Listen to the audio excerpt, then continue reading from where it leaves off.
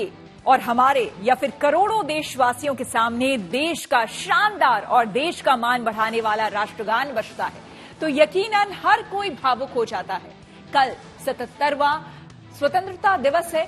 हमें ये बताने में फक्र महसूस हो रहा है कि हम आपके लिए वो जन गण मन ला रहे हैं जिसका आपने केवल सपना ही देखा होगा। हमारे सहयोगी चैनल आज तक ने आर्टिफिशियल इंटेलिजेंस यानी कि एआई तकनीक के जरिए आजादी के दौर के महापुरुषों को एक साथ लाकर राष्ट्रगान को एक नए अंदाज में पेश किया है। आप भी देखिए। आइए राष्ट्रगान के सम्मान में खड़े होते हैं। जन गण मन अधिनायक जय हे भारत भाग्य विधाता। पंजाब सिंध गुजरात मराठा द्राविड़ उत्कल बंग। विंध्य हिमाचल यमुना गंगा उच्छल जलधि तरंग। तव शुभ नाम ये जागे तब शुभ आशीष मांगे। गाहे तब जय गाथा जड़ गड़ मंगलदायक जय हे भारत भाग्य विधाता। जय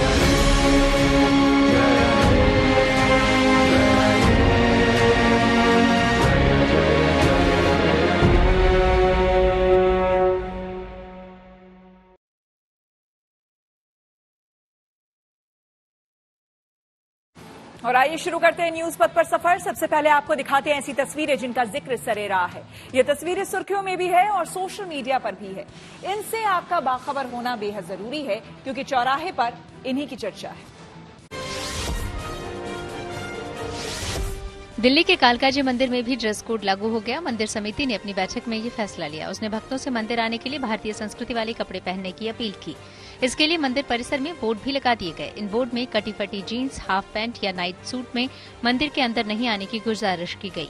हालांकि मंदिर समिति का ये भी कहना है कि किसी को ऐसा न करने पर मंदिर आने से नहीं रोका जाएगा। यूपी के सीएम योगी आदित्यनाथ ने सोमवार के मौके पर गोरखनाथ मंदिर में भोलेनाथ का रुद्राभिषेक किया।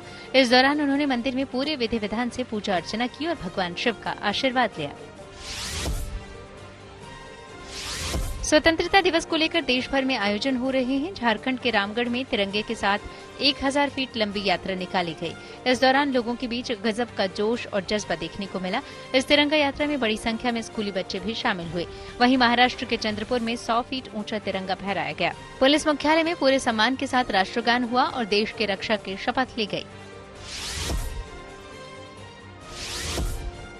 यूपी के अयोध्या में स्वतंत्रता दिवस से पहले अमृत रथ यात्रा में लेजर शो का आयोजन किया गया। इस दौरान लेजर शो के जरिए दीवारों पर महापुरुषों की कलाकृतियों को दिखाया गया। देश को गौरवान्वित करने वाले इस पल में लोग देशभक्ति के गीतों की धुन पर नाचते झूमते भी नजर आए। आजादी के अमृत महोत्सव के तहत यूपी में वाराणसी के एक मदरसे में भी तिरंगा फहराया गया। ये तस्वीरें जामिया अरबिया जियाउल उलूम मदरसे की है। इस दौरान वहां मदरसे के सैकड़ों छात्र, शिक्षक और कर्मचारी तिरंगे के साथ नजर आए और सभी ने देश की रक्षा और तिरंगे के सम्मान की शपथ भी ली। साथ ही हिन्दुस्तान जिंदाबाद और तिरंगा जिंदाबाद के नारे भी लगाए। मुंबई में टिफिन सेवा देने वाले डब्बे वालों ने स्वतंत्रता दिवस पर एक खास मुहिम शुरू की। उन्हें जहां भी तिरंगा रास्ते में मिलेगा वो उसे इकट्ठा कर लेंगे। अमूमन कुछ जगहों पर देखा जाता है कि 15 अगस्त बीतने के बाद झंडे हमें इधर उधर पड़े मिलते हैं और उन्हें कई लोग नजरअंदाज कर देते हैं। ऐसे में डब्बे वालों ने ये मुहिम शुरू की। जिंदगी का सफर सुहाना हो इसके लिए सावधान रहना जरूरी है। रोजमर्रा की आपाधापी में कुछ देर बैठकर सोचना समझना भी जरूरी है कि आपके आसपास क्या हो रहा है और जो कुछ हो रहा है उससे हमारी जिंदगी, हमारा परिवार कैसे प्रभावित हो सकता है। इसलिए हॉर्न बजाकर बाखबर करने वाली खबर जरूरी होती है। और आज की ये खबर स्वतंत्रता दिवस और इसे लेकर देश भर में चाक चौबंद सुरक्षा इंतजाम से जुड़ी है। दरअसल खुफिया एजेंसियों ने स्वतंत्रता दिवस के मौके पर आतंकी हमले को लेकर अलर्ट जारी किया है। खुफिया अलर्ट के मद्देनजर हमारी सुरक्षा एजेंसियां राजधानी दिल्ली से लेकर एलओसी और अंतर्राष्ट्रीय सीमा तक हीला हवाला की कोई गुंजाइश नहीं छोड़ना चाहती।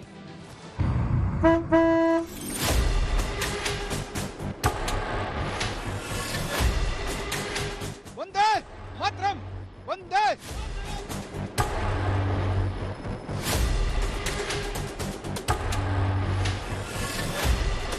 स्वतंत्रता दिवस से पहले राजधानी दिल्ली की सुरक्षा व्यवस्था पूरी तरह चाक चौबंद कर दी गई है। ऐतिहासिक लाल किले के चारों ओर अत्याधुनिक हथियारों से लैस दिल्ली पुलिस और पैरामिलिट्री के जवान मुस्तैदी के साथ तैनात हैं। दरअसल खुफिया एजेंसियों ने अलर्ट जारी कर जैश-ए-मोहम्मद, लश्कर-ए-तैयबा के साथ खालिस्तानी आतंकियों के हमले से देश को आगाह किया है। यही वजह है कि सुरक्षा एजेंसियां हीला हवाला की कोई गुंजाइश नहीं छोड़ रही है। दरअसल खुफिया एजेंसियों ने अलर्ट में कहा है कि आतंकी खासतौर से जैश-ए-मोहम्मद और लश्कर-ए-तैयबा के अलावा जो खालिस्तानी आतंकी संगठन है वो 15 अगस्त के मौके पर राजधानी दिल्ली को निशाना बना सकते हैं। ऐसे में अगर लाल किले की आप देखें जहां से प्रधानमंत्री झंडे को फहराएंगे 15 अगस्त को, वहां पर जो सुरक्षा व्यवस्था है वो बेहद कड़ी कर दी गई है। अगर आप ये देखें तो जो लाल किले का मेन एंट्री गेट है इसको बकायदा पूरी तरह से ढक दिया गया है, क्योंकि इसी के ठीक सामने जो लाल किले का प्राचीर है जहां से प्रधानमंत्री नरेंद्र मोदी 15 अगस्त को झंडा फहराएंगे।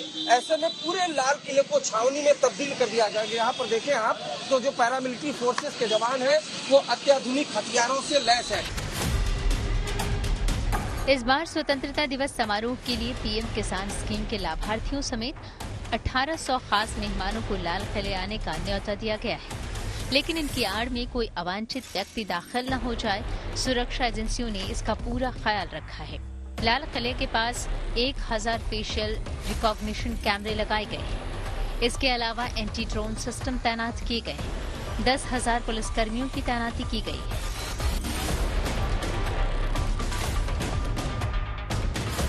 लेकिन खतरे का अलर्ट सिर्फ राजधानी दिल्ली के लिए ही नहीं है। सरहद पर सीमा पार से गुस्ताखी की भी आशंका जताई गई है।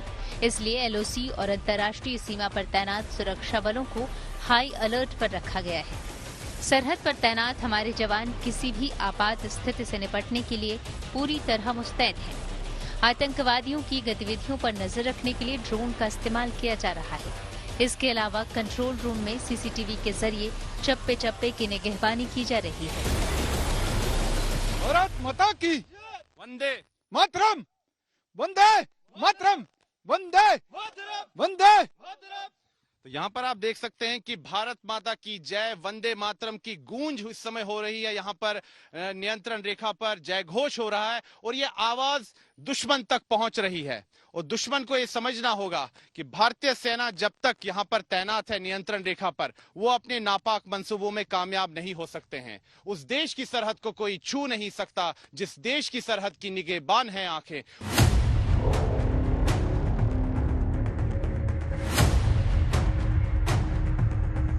एलओसी और अंतर्राष्ट्रीय सीमा के साथ ही जम्मू कश्मीर के तमाम जिलों में सुरक्षा व्यवस्था कड़ी कर दी गई है। आतंकी हमले की आशंका को देखते हुए चप्पे चप्पे पर सुरक्षा बलों के जवानों की तैनाती की गई है, जो वाहनों की सघन तलाशी कर रही है। इस काम में डॉग स्क्वाड को भी लगाया गया है। भी सुरक्षा के बंदोबस्त करने थे वो कर रखे हैं यहाँ पे। उसमें हमारा स्टेटिक नाकाज चल रहे हैं, हमारे इंटर डिस्ट्रिक्ट जो नाकाज हैं उनको स्ट्रेंथन कर रखा है और हाईवे पे जितने स्टेटिक नाकाज हैं उनको स्ट्रेंथन कर रखा है। इसके अलावा हम जो है रैंडम चेकिंग के लिए एमवीसीपी लग रही है, जिसमें मल्टी एजेंसीज इन्वॉल्व हो रही हैं। आर्मी है, पैरामिलिट्री है, पुलिस है, एसओजी है और इसके अलावा एरिया डोमिनेशन के लिए हमारी पार्टीज निकल रही हैं। नाइट में हमारे डिफरेंट जो लोकेशंस हैं उन पे एम्बुशेस लगते हैं, जो रूट्स रहे हैं एएनईज के। और इसके अलावा जो हमारा सराउंडिंग्स है, हमारे जो दूर दराज के इलाके हैं उनमें भी पूरा सिक्योरिटी का बंदोबस्त जो है वो इन प्लेस है।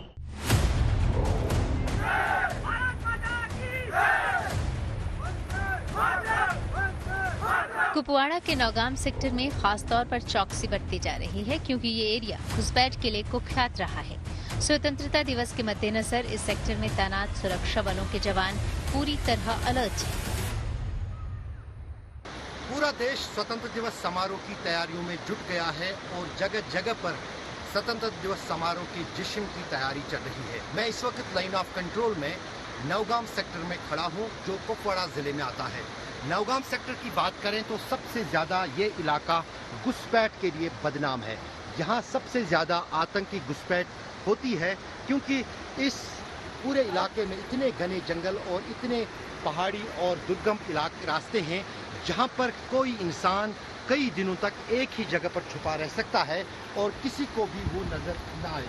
दरअसल यहाँ पर हमेशा सुरक्षा जो है तैनात रहती है, चाहे बीएसएफ हो, सेना हो। हम इस वक्त देख रहे हैं स्वतंत्रता दिवस समारोह से पहले बीएसएफ के जवान इस नदी के किनारे पर जो है पहरा लगाए बैठे हैं या गात लगाकर बैठे हैं, ताकि किसी तरह की कोई गतिविधि या गलत हरकत ना हो। साफ है कि हिंदुस्तान ने स्वतंत्रता दिवस को देखते हुए सरहद से लेकर शहर तक की हिफाजत की मुकम्मल तैयारी कर रखी है।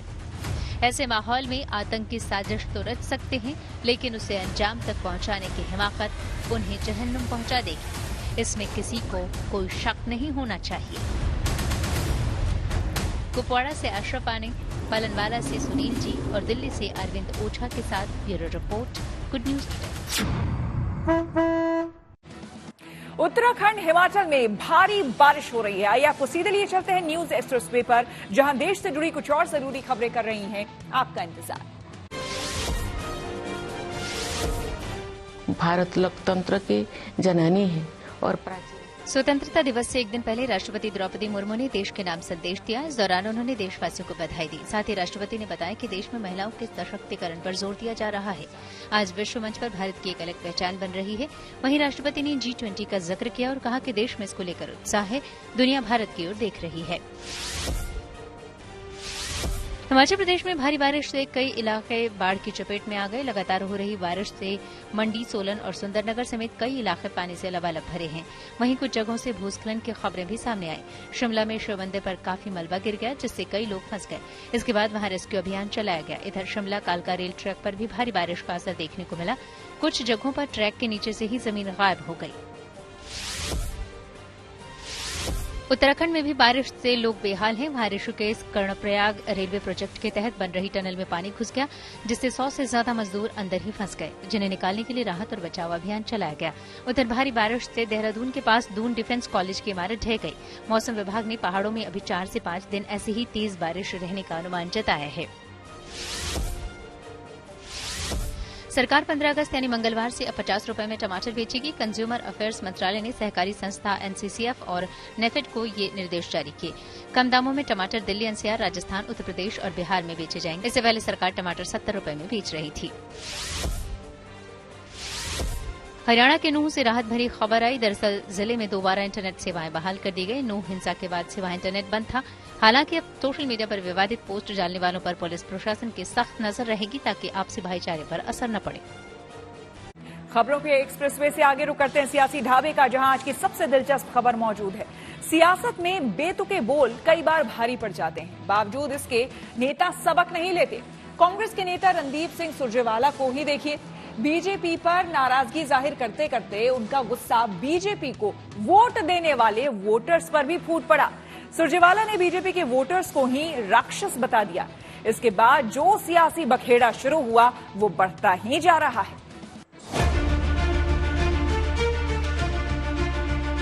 राक्षसों, भाजपा भाजपा के राक्षसों, राक्षस हो तुम लोग।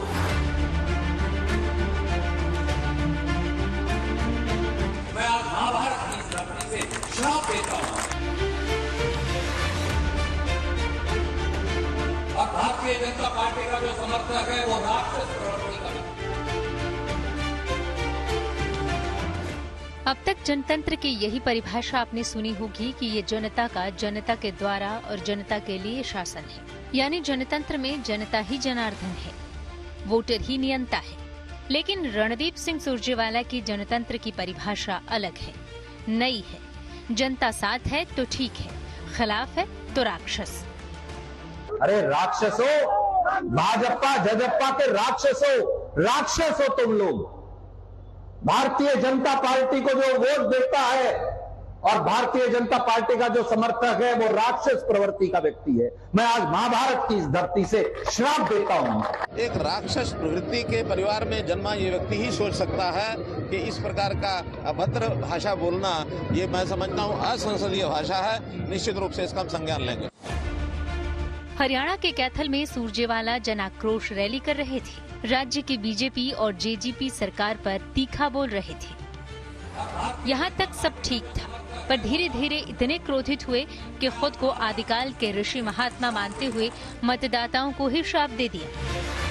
भारतीय जनता पार्टी को जो वोट देता है और भारतीय जनता पार्टी का जो समर्थक है वो राक्षस प्रवृत्ति का व्यक्ति है। मैं आज महाभारत की इस धरती से श्राप देता हूँ। जाकर पूछना तो उस बच्चे के, उस बिटिया के, उस बेटे के माँ बाप से पूछो, तो कहता मौका तो हो, नौकरी मांगते ना। रणदीप सुरजेवाला जी मुझे लगता है कि कर्नाटका के बाद ज्यादा ही रामायण का पाठ पढ़ रहे हैं। राक्षस जैसी प्रवृत्ति के लोग वोटर्स को बोलना, ये उनकी मानसिकता को दर्शाती है कि वो व्यक्ति अपना आपा खो चुका है। हम तो वोटर को भगवान मानते हैं। वो इस देश को कैसे सही दिशा पर चलाया जाए, उस बारे में सोचकर अपने मत का अधिकार का इस्तेमाल करता है। और ये लोग उसको राक्षस बोलते हैं, ये उनकी नीच सोच और छोटी सोच। कर्नाटक की जीत के बाद से सुरजेवाला के सितारे बुलंद हैं। मध्य प्रदेश में कांग्रेस की तरफ से सीनियर ऑब्जर्वर बनाए गए, इससे रुतबा भी बढ़ा। पर इससे आया कॉन्फिडेंस कब ओवर कॉन्फिडेंस की सीमा लांघ गया, एहसास नहीं हुआ। अब मुश्किल पार्टी के लिए है। सोनिया जी, राहुल जी, आप क्या मानते हैं? क्या आप सारी जनता को राक्षस मानते हैं? आप राक्षस भी कह रहे हैं और श्राप भी दे रहे हैं। आप जनता को भगवान नहीं मानते, स्वयं को भगवान मानते हैं और श्राप दे रहे हैं।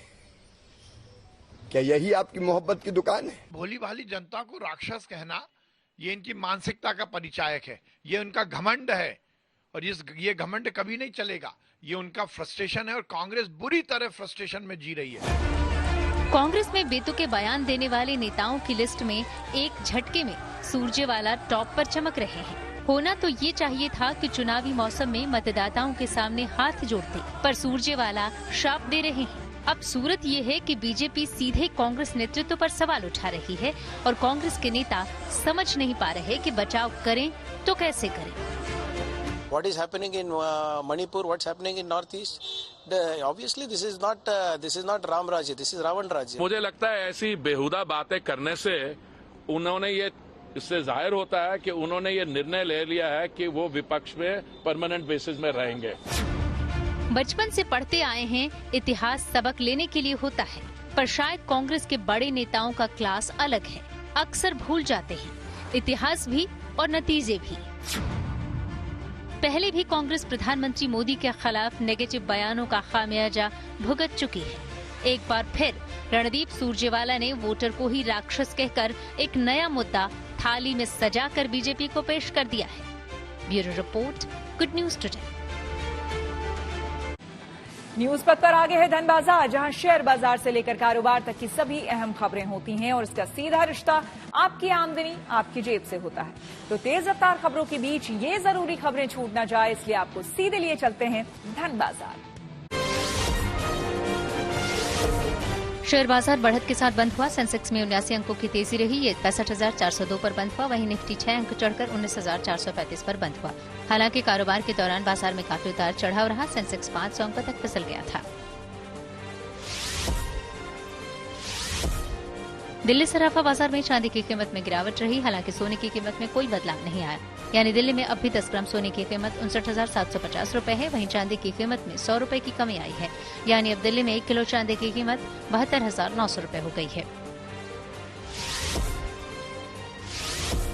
सब्जियां और दूसरी खाने पीने की चीजें महंगी होने का असर खुदरा महंगाई दर पर पड़ा। जुलाई में खुदरा महंगाई दर बढ़कर 7.44% तक पहुंच गई, जो कि 15 महीनों में सबसे ज्यादा है। इससे पहले ये जून में 4.87% रही थी, जबकि पिछले साल यानी 15 महीने पहले अप्रैल 2022 में खुदरा महंगाई दर 7.79% दर्ज की गई थी। केंद्र सरकार ने साफ किया है कि अब किसी और इलेक्ट्रॉनिक सामानों के आयात पर फिलहाल कोई प्रतिबंध नहीं लगाया जाएगा। वाणिज्य सचिव सुनील वर्धवाल ने कहा कि सरकार फिलहाल ऐसी किसी योजना पर विचार नहीं कर रही। इससे पहले चीन से इलेक्ट्रॉनिक सामानों के आयात पर लगाम लगाने और घरेलू उत्पादों को बढ़ावा देने के लिए सरकार ने लैपटॉप, पर्सनल कंप्यूटर और कुछ अन्य इलेक्ट्रॉनिक सामानों के आयात पर 1 नवंबर से प्रतिबंध लगाने का फैसला किया है। Motor bike company hero MotoCorp Bharat में नेक्स्ट जनरेशन करिश्मा लॉन्च करने जा रही है। कंपनी ने अपने इस अपकमिंग स्पोर्ट्स बाइक को करिश्मा XMR 210 नाम दिया है। इसे 29 अगस्त को लॉन्च किया जाएगा। लॉन्चिंग से पहले कंपनी ने सोशल मीडिया प्लेटफॉर्म्स पर बाइक की झलक शेयर की है। वहीं बॉलीवुड एक्टर ऋतिक रोशन ने अलग अंदाज में इसकी लॉन्चिंग डेट शेयर की है। और अब रुक करते हैं प्रगति मार्ग का, जहां ऐसी खबरें हैं जो कि देश की तरक्की, प्रगति और लोगों की काबिलियत दिखाती है। आंध्र प्रदेश के एक बुनकर ने एक सपना देखा कि लाल किले पर उसका बनाया झंडा फहराया जाए, ये भी कि उसका बनाया तिरंगा अनेकता में एकता की मिसाल हो। बिना ये जाने समझे कि ये सपना बड़ा है, उन्होंने इस पर काम करना शुरू कर दिया। इसके लिए तमाम चुनौतियों को पार किया, घर तक बेच दिया और 7 साल की कड़ी मेहनत के बाद आखिरकार उसने ऐसा तिरंगा बना डाला जो एक धागे से बना है। दावा ये कि ऐसा तिरंगा आज तक किसी ने नहीं बनाया। अब लाल किले पर उनका झंडा फहराया जाए, इसके लिए राष्ट्रपति द्रौपदी मुर्मू से मिलकर गुजारिश की है। प्रधानमंत्री से भी मिलकर गुजारिश करेंगे और इसमें उनकी मदद कर रही है सामाजिक कार्यकर्ता पूनम कौर। ये तिरंगा कई मायनों में खास है, इसकी बनावट भी और इसे बनाने के पीछे की मेहनत और नीयत भी। पहले इस तिरंगे की खासियत जान लीजिए। 12 बाय 8 इंच का ये तिरंगा बिना किसी काट छांट के एक धागे से बना है, जो अपने आप में अनूठा है। तिरंगे के बीच में बना अशोक चक्र भी हथकरघे से ही बनाया गया है। इसे बनाया है रुद्राक्षला सत्यनारायण ने, जो आंध्र प्रदेश के राजमुंदरी के रहने वाले एक बुनकर हैं। इसको एक बार भी लाल किले पे लहरा है कि ऐसे झंडा एक ही धागा से कहीं भी जॉइंट नहीं होके, कहीं हिंदुस्तान भी की बात ही नहीं है, पूरा दुनिया में कहीं नहीं है। और ये अशोक चक्र बनाने के लिए 2400 धागे से अलग अलग करके बनाए हैं, इतना प्रिसिशन करके बनाए हैं। तो इसीलिए हम मानते हैं और चाहते हैं कि इसको एक बार भी लहराएं, उसके द्वारा पूरा भारतवासियों को मैसेज जाएगा। इस तिरंगे की बुनावट ही नहीं, इसे बुनने के पीछे की कहानी और संघर्ष भी दिल छूने वाली है। इस तिरंगे को बनाने वाले सत्यनारायण की चाह बस इतनी सी थी कि उनका बनाया तिरंगा लाल किले पर फहराया जाए।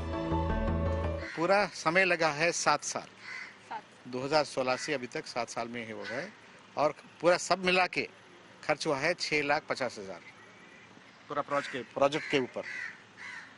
देशभक्ति की एक अलग मिसाल आज हम देख रहे हैं। एक सपना देखा कि लाल किले पे झंडा फहराया जाए, उसके लिए अपना घर पहले गिरवी रखा, फिर उसके बाद घर बेचने की नौबत आई, पर उम्मीद नहीं छोड़ी और आज झंडा बनके तैयार है। और इसके लिए जो जो पैरामीटर्स सामने आए उन्हें वो पूरा करते चले गए।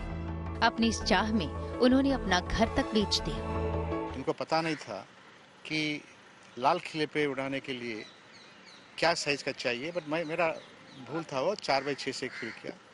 जब भी उसको पैसा फंड करने के लिए मेरा घर को गिरवी रखा दिया, तो जब पता चला कि ये 4x6 नहीं है, 12x8 है, 12 चौड़ा और हाइट 8 है, तो उसको ये करने के लिए मेरे को और पैसे की ज़रूरत थी। उसमें हमको घर भी बेचना पड़ा, घर बेच के इसको बनाना पड़ा।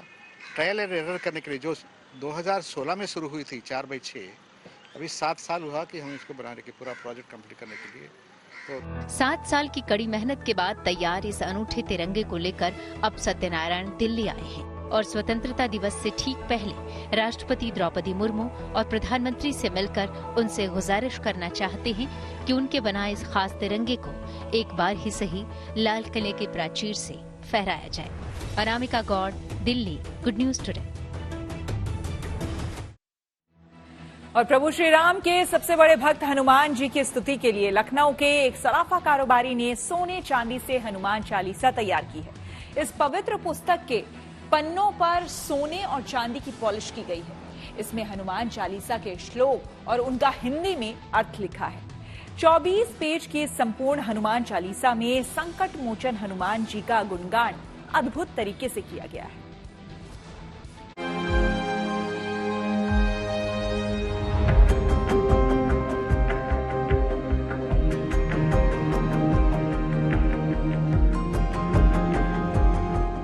संकट कटे मिटे सब पीरा, जो सुमिरै हनुमत बलबीर। ये लाइनें हनुमान चालीसा की जिसके पाठ मात्र से ही हनुमान भक्तों के कष्टों का निवारण हो जाता है, उनकी बिगड़ी बन जाती है।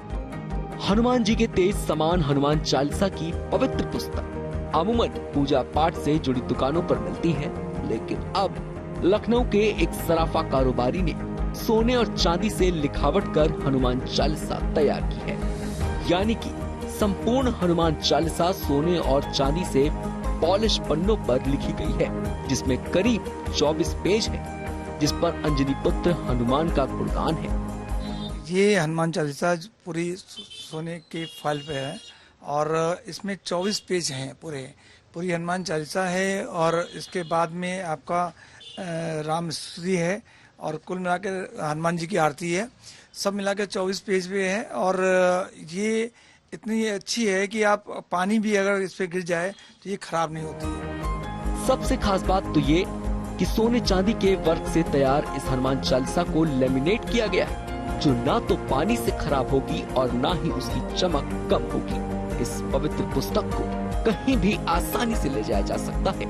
इतना ही नहीं, विनोद माहेश्वरी ने सोने की पॉलिश के साथ सुंदर कांड भी तैयार किया है, जो हनुमान भक्तों के लिए किसी तोहफे से कम नहीं है। लेकिन एक आस्था है, आस्था के साथ एक ये अभिनव प्रयोग है कि गोल्ड फॉइल पर भी तैयार की गई है और कागज पर गोल्ड पॉलिश के साथ भी तैयार की गई है। चांदी की भी हनुमान चालीसा है जो एक दूसरे को उपहार स्वरूप दी जा सकती है, क्योंकि इसका तो मूल्य अपने आप में है ही, इसके साथ ही साथ एक पवित्र चीज देने की भी बात भी है, तो इसलिए ये हनुमान चालीसा यहाँ पर तैयार की गई है। वीडियो जर्नलिस्ट संजय सिंह के साथ शिल्पी सेन, लखनऊ। न्यूज पथ पर अब सोशल अड्डा पर थोड़ा सा रुकते हैं और आज के मुद्दे पर लोगों की राय जानते हैं। सोशल अड्डा में आज का मुद्दा पाकिस्तान से आई सीमा हैदर और उसका भारत प्रेम है। वैसे तो नोएडा में सचिन के साथ रह रही सीमा जांच एजेंसियों के रडार पर है, लेकिन 15 अगस्त से पहले उसका एक वीडियो चर्चा में आ गया। असल में सीमा और सचिन ने अपने घर की छत पर तिरंगा लहराया और इस दौरान सीमा ने हिंदुस्तान जिंदाबाद, पाकिस्तान मुर्दाबाद के नारे लगाए। देखिए ये रिपोर्ट।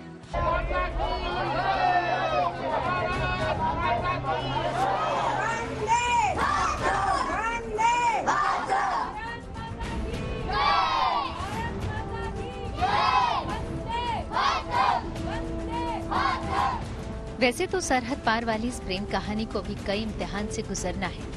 फिलहाल 15 अगस्त के मौके पर हिंदुस्तान के प्रति अपनी चाहत का सीमा हैदर ने कुछ इस तरह इजहार किया।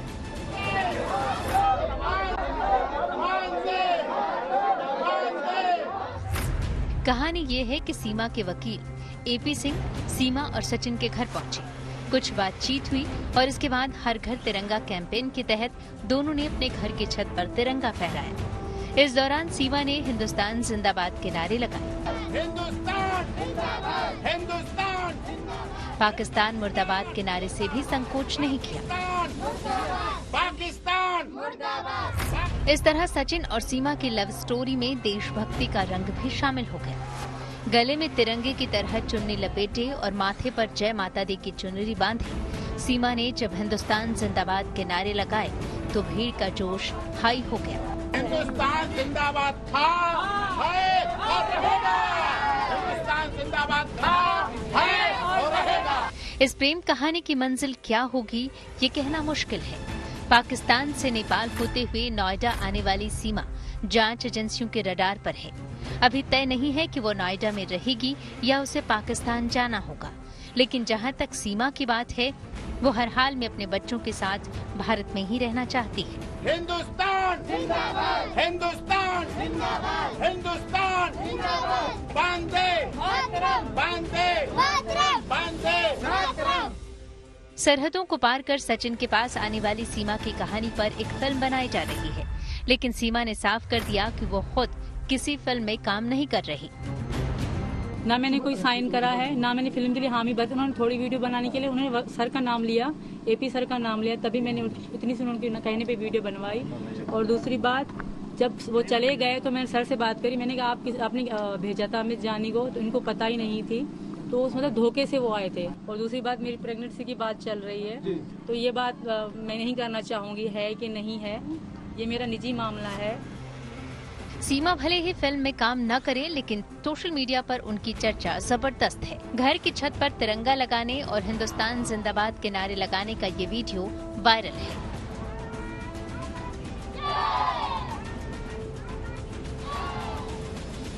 Bureau report, good news today. Seema Haider Sachin के साथ भारत में रहना चाहती है, लेकिन क्या तिरंगा लगाने या फिर हिंदुस्तान जिंदाबाद कहने से भारत के प्रति उसका लगाव साबित हो जाता है? सीमा हैदर पर भारतीयता के चढ़े रंग को लेकर हमने लोगों से बात की और उनकी राय जानी। सुनिए आप। पहली बात तो ये है कि सिर्फ झंडा फहराने से कोई सिटीजन नहीं बन जाता और किसी की देशभक्ति प्रूव नहीं हो सकती। मेरे को तो ऐसा लग रहा है कि वो तो एक्चुअली पाकिस्तानी एजेंट है। अभी I think anti terror squad वाली भी आए थे उनके पास, यूपी वाले।